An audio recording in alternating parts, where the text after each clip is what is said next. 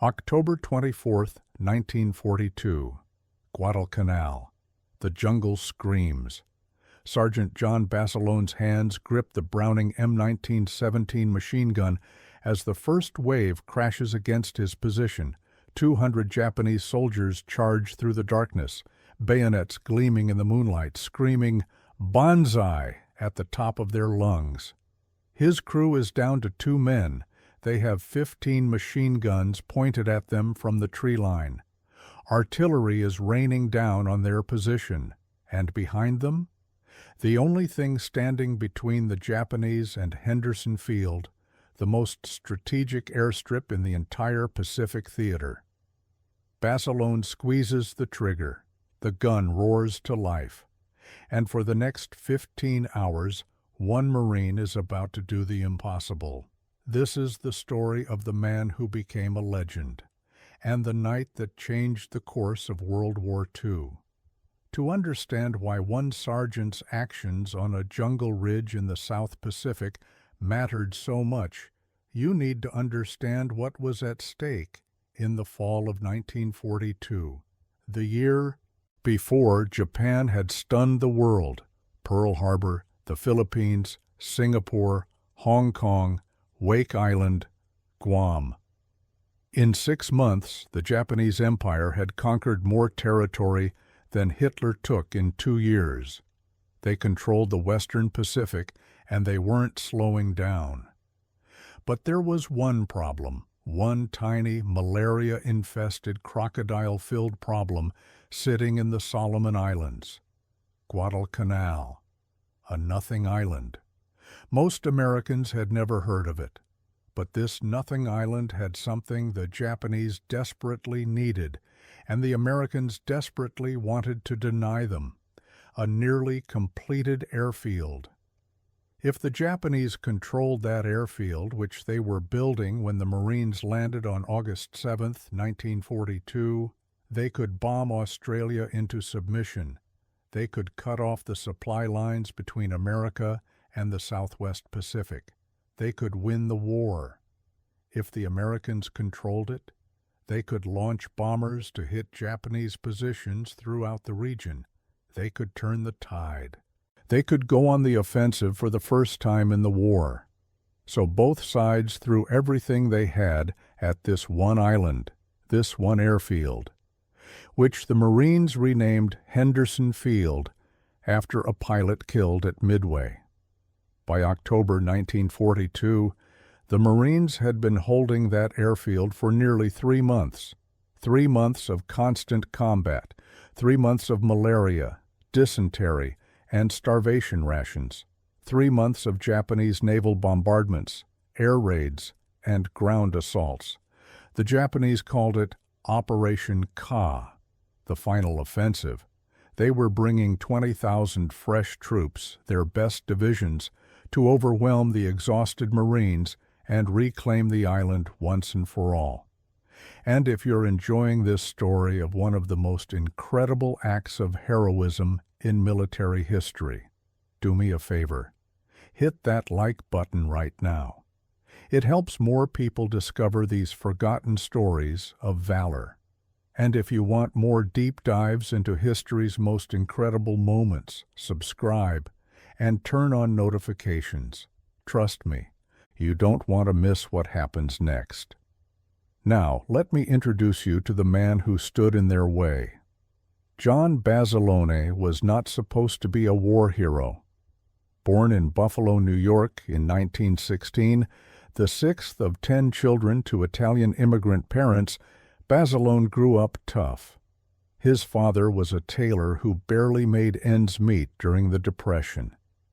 John dropped out of school after 8th grade to work, bouncing from job to job, caddy, delivery driver, whatever paid. At 18, he did what a lot of working-class kids did in the 1930s. He joined the Army. Not for glory or patriotism, for 3 meals a day and a paycheck. The Army sent him to the Philippines, where he served in the 31st Infantry Regiment. 3 years in Manila, where he learned one very important skill. He became an expert machine gunner. The Browning M1917 was his weapon, a water-cooled, belt-fed beast that could fire 500 rounds per minute when properly maintained. Most soldiers hated the M1917. It weighed 103 pounds. With the tripod, it was complicated. It jammed if you didn't know what you were doing. It overheated. Basilone loved it. He understood that gun like some men understand cars or women. He could field strip it blindfolded. He could clear a jam in seconds. He knew exactly how to angle the water jacket, how to time the belt feed, how to maintain the rhythm, short bursts, never hold the trigger down, let the barrel cool. When his Army enlistment ended in 1937, Basilone went back to civilian life, got a job driving trucks in Maryland, dated girls, boxed a little, lived normal. But when the war started, John Basilone did something interesting. He could have stayed civilian. He'd already served. But in 1940, a year before Pearl Harbor, he enlisted again, this time in the Marines. Why? His friends asked him that. Why go back? "I'm a plain soldier," he said. "I'd rather be in the Marines than anywhere else." The Marines sent him to Camp Pendleton for training, then New River, North Carolina. By 1942, he was a sergeant in charge of 2 machine gun sections in the 1st Battalion, 7th Marines, Dog Company. His men called him Manila John because of his Army service in the Philippines. He was 26 years old, stood about 5'8", muscular, with dark hair and darker eyes. He had a boxer's face, nose that had been broken, jaw like granite. His men respected him because Basilone never asked them to do anything he wouldn't do himself. He carried the heaviest loads on marches. He dug the deepest foxholes. He made sure his men ate before he did. And when they shipped out to the South Pacific in September 1942, destination unknown, Basilone told his machine gun crews one thing: take care of your weapon and it'll take care of you. Quick question: where are you watching this from? Drop your country or state in the comments. I'm genuinely curious where our history community is tuning in from around the world.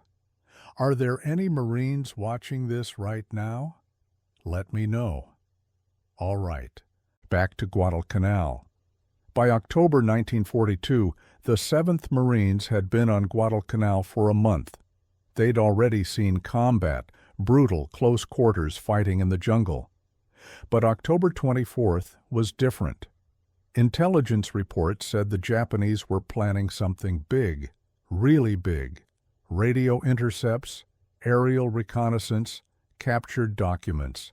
All signs pointed to a massive offensive designed to break through the Marine perimeter and overrun Henderson Field. The Japanese plan was actually brilliant in its simplicity.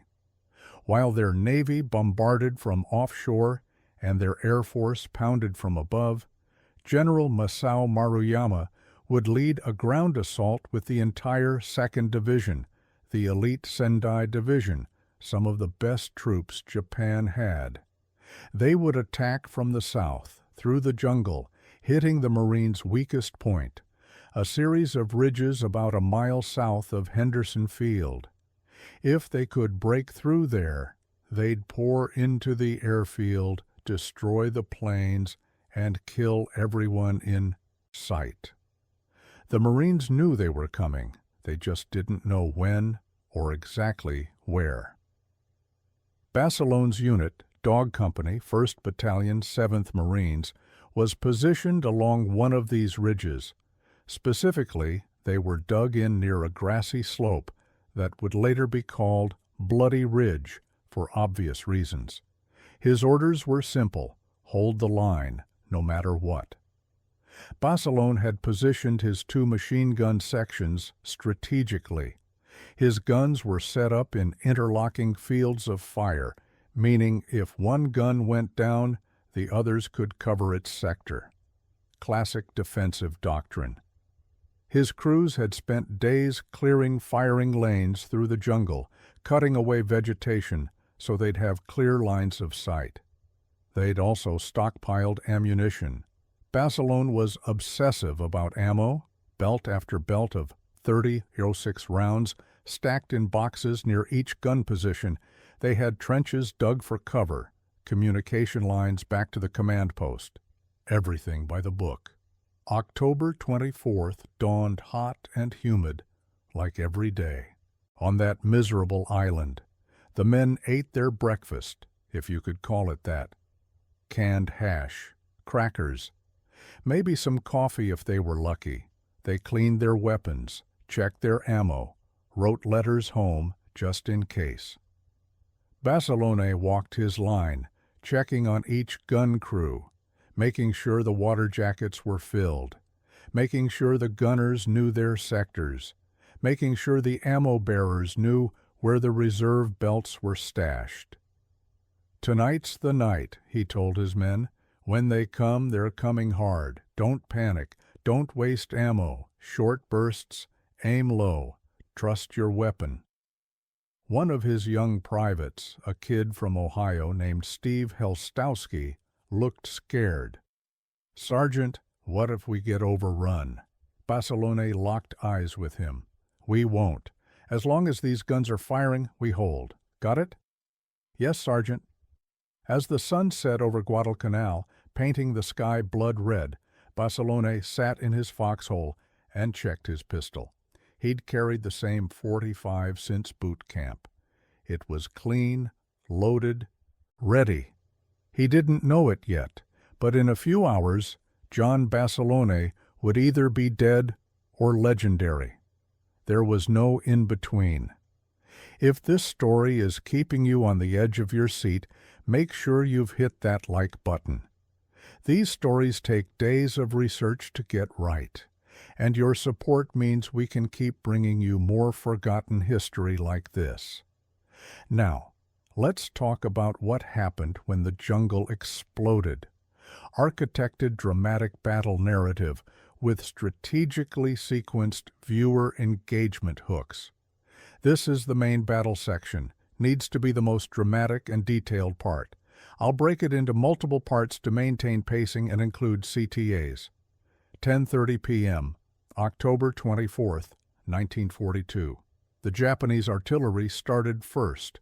Shells began falling on the Marine positions with methodical precision, not random fire, targeted bombardment designed to soften them up before the assault. The jungle erupted in fire and shrapnel. Trees exploded. Dirt geysers shot into the air. Basilone and his men pressed themselves into their foxholes, covering their heads as the earth shook around them. This went on for 30 minutes, relentless, terrifying.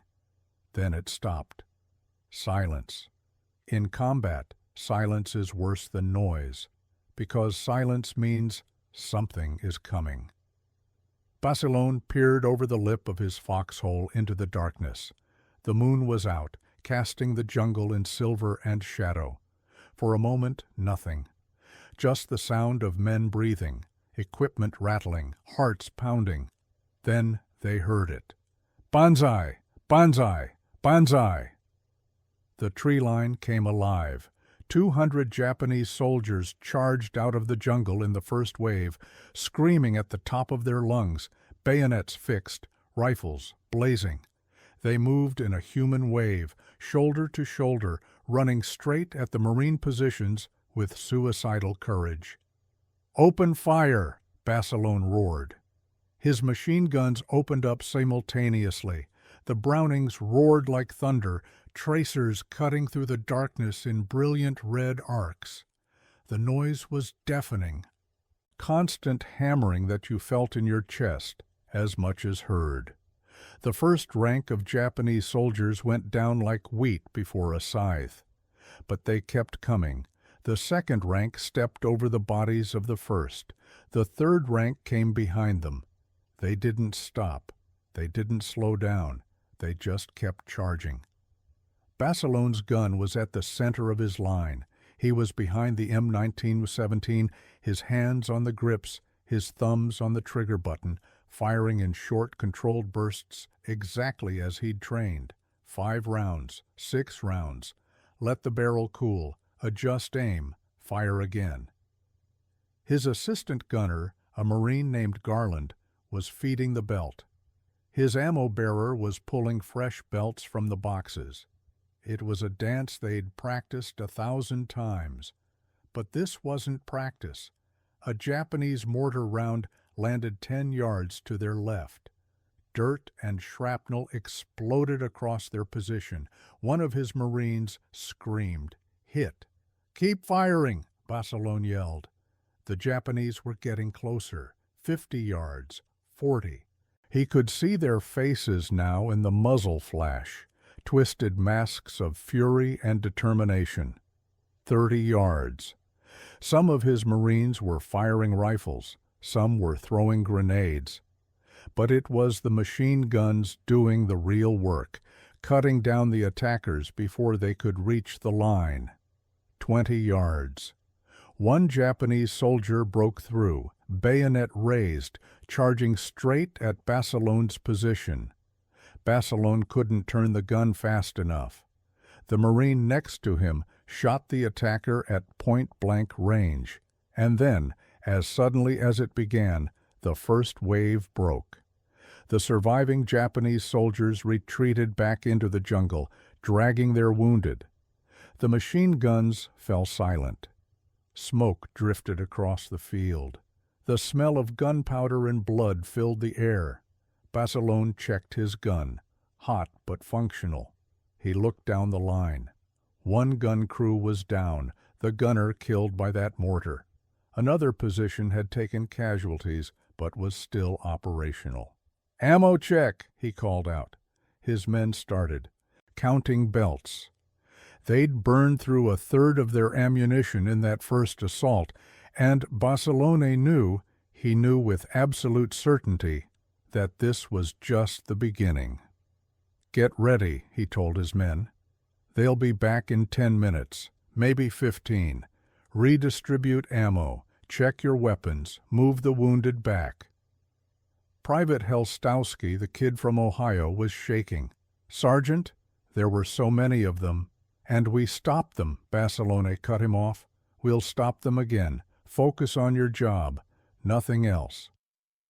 8 minutes later, the Japanese artillery started again. You're watching something special right now, one of the most intense combat stories of World War II, told in full detail. If you haven't subscribed yet, do it now. Click that button, hit the notification bell. Because we're just getting to the part where John Basilone does something absolutely superhuman. The second wave hit at 11:15 p.m., larger than the first, maybe 300 men. Again, the machine guns opened fire. Again, the jungle lit up with tracer fire. Again, the Japanese soldiers charged into a wall of lead. But this time, they were smarter. They'd brought up their own machine guns, Type 92 heavy machine guns, nicknamed woodpeckers by the Marines for their distinctive slow rate of fire. These guns opened up from the tree line, raking Basilone's positions. One of his gun crews took direct fire. The gunner was killed instantly. The assistant gunner was wounded. The gun fell silent. That created a gap in their defensive line, a hole the Japanese could exploit. Basilone saw it immediately.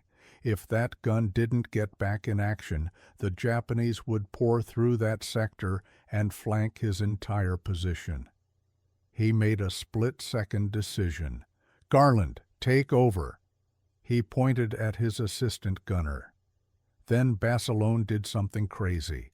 He jumped out of his foxhole and ran through incoming fire, through mortar explosions across open ground, to the silent gun position. He found the dead gunner, slumped over the weapon. The assistant gunner was clutching a wounded arm, barely conscious. The gun was intact, but unmanned. Basilone grabbed the dead Marine, a kid named Powell from Tennessee, and pulled him away from the gun. "I'm sorry, brother," he whispered. Then he got behind the M1917. The gun was still loaded. The water jacket was intact. Basilone grabbed the handles, swung the barrel toward the approaching Japanese soldiers, and opened fire. The Browning roared back to life. The gap in the line closed. For the next hour, Basilone operated that gun alone. No assistant gunner, no ammo bearer. He fired, then reached back and grabbed fresh belts himself. He cleared jams when they happened. He adjusted aim. He kept firing. The Japanese kept coming, wave after wave. Some waves small, just 50 or 60 men. Some larger, over 100. They never stopped. It was a meat grinder. Bodies piled up in front of the Marine positions. The smell became unbearable. Gunpowder, blood, voided bowels, burning flesh. Around 1 a.m., Basilone's gun began to malfunction. The barrel was overheating despite the water cooling system. The belt feed was jamming. It needed maintenance. But there was no time. The Japanese were regrouping for another assault. So Basilone did something that became legendary in Marine Corps lore.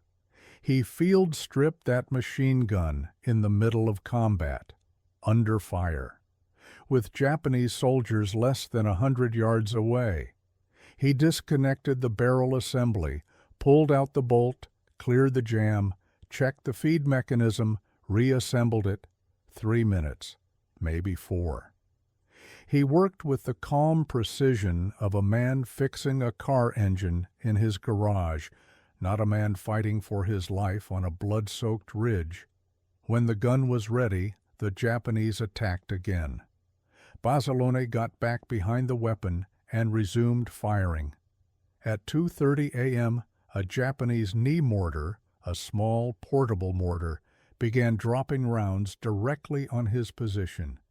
These weren't the big shells from earlier. These were smaller, more accurate, and more terrifying because you couldn't hear them coming until they were right on top of you. One round landed in the foxhole next to Basilone. The explosion killed one Marine and wounded another. Shrapnel tore through Basilone's shirt, cutting his arm and shoulder. Blood ran down his skin, but the wounds were superficial. He barely noticed. Another round landed behind him, another to his left. The Japanese had zeroed in on his gun. They knew it was the key position. They were trying to silence it. Basilone kept firing. At some point he lost track of time. He realized he was running low on ammunition. His immediate supplies were exhausted. The reserve crates were back at the supply point, maybe 50 yards behind his position. He looked around. His remaining Marines were pinned down, fighting for their own lives. No one could get the ammo. So Basilone went himself. Real quick, drop a comment right now with one word: respect. If you're in awe of what this man is doing, just type that word.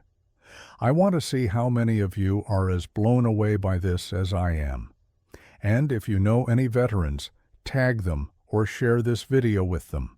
These are the stories that deserve to be remembered. Now, here's where things get absolutely insane. Basilone ran back through the darkness, through machine gun fire, through mortar explosions, through absolute chaos, to the ammo dump. He grabbed 2 heavy crates of 30-06 belts, one under each arm, and ran back. That's 90 pounds of ammunition carried at a dead sprint through a war zone. He made it back to his position, dropped the crates, and resumed firing. But now he had another problem. The gun barrel was glowing red. The water in the cooling jacket was boiling, literally boiling. Steam was hissing out. The gun was on the verge of catastrophic failure. If that barrel failed, the gun was useless. And if the gun was useless, the line would break.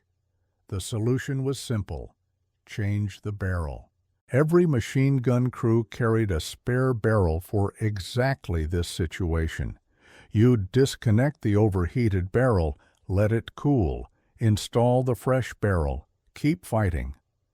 But there was a problem. The barrel was scalding hot. Normally, you'd use an asbestos glove to handle it. Basilone didn't have gloves. They'd burned up or been lost in the chaos. So he used his hands, bare hands.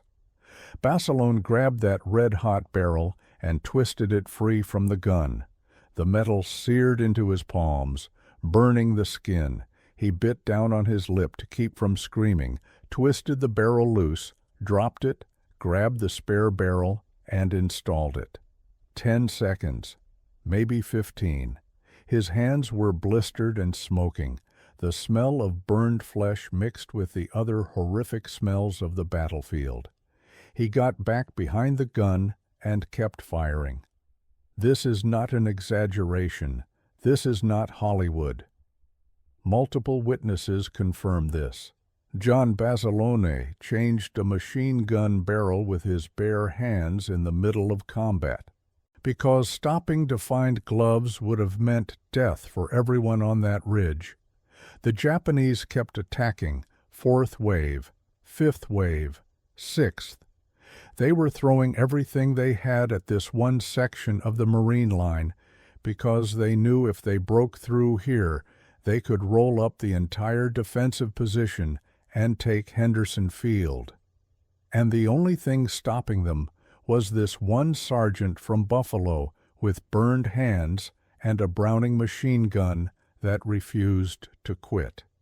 Around 4 a.m. the attacks began to slow, not because the Japanese were giving up, because they were exhausted. They'd lost hundreds of men. Their officers were dead or wounded. Their formations were shattered. But they regrouped. They brought up reinforcements. And around 5 a.m., they launched what was intended to be the final, decisive assault. Over 500 Japanese soldiers attacked Basilone's section simultaneously. It was a tsunami of humanity. They charged in a massive wave, screaming, firing, bayonets, gleaming. They'd accepted they would take casualties. They planned on it. But they also knew the Marines had to be running out of ammunition, had to be exhausted, had to break. Basilone's gun never stopped firing. He went through belt after belt, the barrel glowing again, the mechanism running on pure momentum. His remaining Marines fired everything they had: rifles, pistols, grenades. Hand-to-hand fighting broke out on the flanks. The Japanese reached the Marine line in some places. There was bayonet fighting, men grappling in foxholes, the kind of close-quarters combat that's too brutal to describe in detail. But Basilone's machine gun held the center, and because the center held, the flanks held, and because the flanks held, the line held. At 6:15 a.m., as the sun began to rise over Guadalcanal, the Japanese assault finally broke. The surviving attackers retreated back into the jungle, dragging their wounded, leaving their dead. The battlefield fell quiet, except for the moans of the wounded and the ringing in everyone's ears. John Basilone stood up from behind his gun. His uniform was shredded. His hands were burned.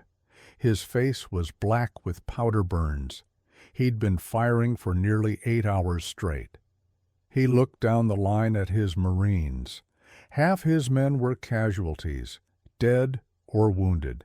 Every single machine gun position had been hit. But they'd held. They'd held.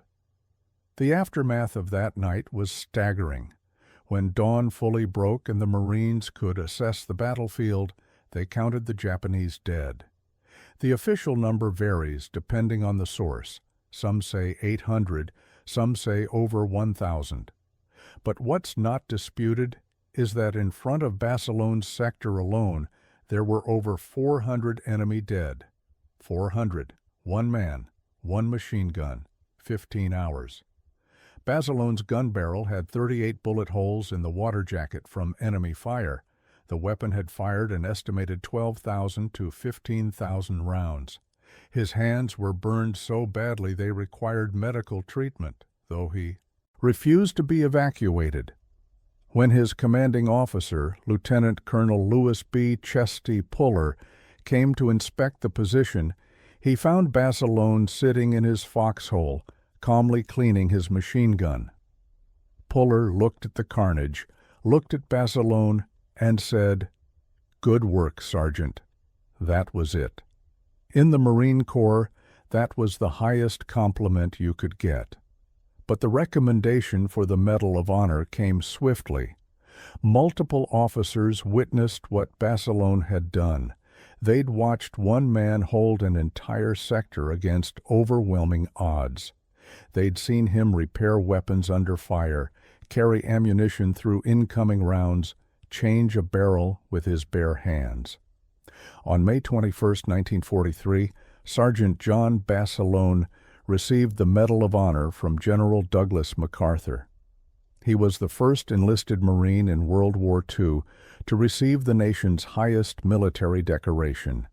The citation read, in part, "With only 2 other Marines surviving in his section, Basilone continued to fulfill his mission of covering the front with fire until his guns were put completely out of action. When the enemy renewed their attack the following morning, Sergeant Basilone courageously and single-handedly held off a numerically superior enemy force throughout a critical phase of the action." After receiving the Medal of Honor, Basilone was sent back to the United States for a war bond tour. He became a celebrity, the Marine Corps' most famous hero. They paraded him through cities. He met movie stars. Women proposed marriage to him on the street, but Basilone hated it. "I'm a plain soldier," he said. "I want to be back with my boys." He requested to return to combat. The Marine Corps said no. You don't send a Medal of Honor recipient back into harm's way. Too valuable for propaganda, too important for morale, Basilone insisted. He pulled every string he had. Finally, in late 1944, they relented. He was assigned to the 5th Marine Division as a machine gun platoon sergeant. Destination, Iwo Jima. On February 19, 1945, John Basilone landed on Red Beach de Sioux during the first wave of the invasion. He led his machine gun section through heavy fire, helping to destroy a Japanese blockhouse that was pinning down his company. He was killed by a mortar blast later that same day. He was 28 years old. For his actions on Iwo Jima, he was posthumously awarded the Navy Cross, making him the only enlisted Marine in World War II to receive both the Medal of Honor and the Navy Cross. They named a destroyer after him, the USS Basilone. They named a parade ground at Camp Pendleton after him. His hometown of Raritan, New Jersey, erected a statue in his honor. But more than that, John Basilone became a symbol of what one person can do when the moment calls for it, a symbol of courage, determination, and selfless service. Because on one night in October 1942, when 2,000 Japanese soldiers wanted to take an airfield, one Marine said no, and he meant it. If this story moved you, here's what I need you to do. First, hit that like button if you haven't already. This story deserves to be shared. Second, subscribe to the channel and ring that notification bell so you never miss another story like this. We've got dozens more incredible true stories coming your way. Third, drop a comment. Tell me what you think. Share this with someone who needs to hear it, a veteran, a history teacher, someone who loves stories of courage and sacrifice. And finally, if you want to go deeper into World War II history, check out the video appearing on your screen right now. It's another incredible story you won't want to miss. John Basilone didn't survive the war, but his story did. And now, you're part of keeping that story alive. Thanks for watching. And remember, heroes aren't born. They're forged in moments when ordinary people do extraordinary things. See you in the next one.